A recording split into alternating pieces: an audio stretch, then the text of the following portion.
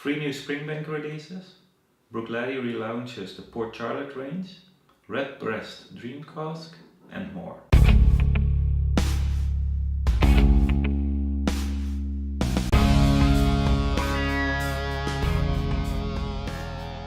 Hi, you're watching another episode of the Whisky Newsflash. This is episode 13 of season 1. I'm Ryan of Ryan BenRiach's Whisky World, and today we will start with news from Springbank. Springbank released 3 new whiskies. The first whisky is a Springbank 21-year-old.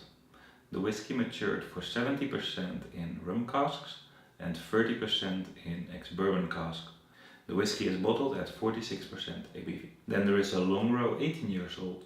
This whisky has matured for 60% in sherry casks and 40% in bourbon casks. This whisky is also bottled at 46% ABV. The final release is the Hazelburn Sherrywood 13-year-old.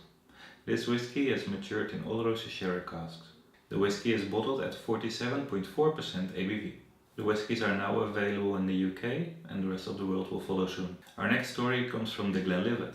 They released the Glenlivet Captain's Reserve. This is an NAS whisky matured in both ex-sherry and ex-bourbon casks and then finished for at least 6 months in ex-cognac casks. The whisky is bottled at 40% ABV. Now we will head to Bruichladdich for the biggest story of this week. Bruichladdich announced that they will completely relaunch their Port Charlotte whisky.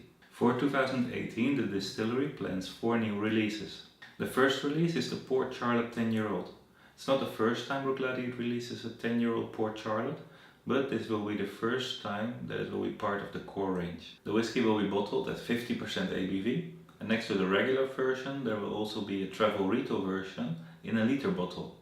The second release is the Port Charlotte Isla Barley 2011. This whisky is distilled from harvest of 3 Isla farms. It's bottled at 50% ABV and it will also be available soon.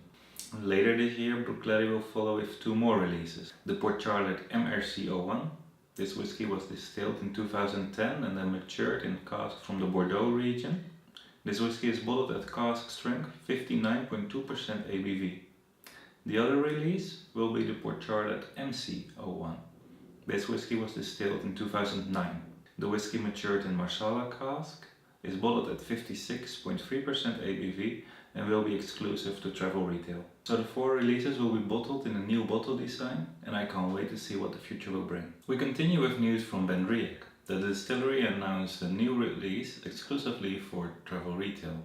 The BenRiach 10-year-old triple distilled. Whisky has matured for 10 years in a combination of first fill ex-bourbon barrels and first fill PX casks. The whisky is bottled at 43% ABV in natural color. We did a story about the release, which I will link down below. For the final story of this week, we head to Ireland. Last year, for World Whisky Day, I was able to try the Redbreast DreamCask. The cask was chosen for its perfect balance between pot still, sherry flavors and Spanish oak maturation. Now a year later they've decided to bottle this whisky, a special release for the Redbreast Birdhouse members. On our website we did an article about the upcoming release and we've also posted our tasting notes for the whisky. Now that was all the news for this week.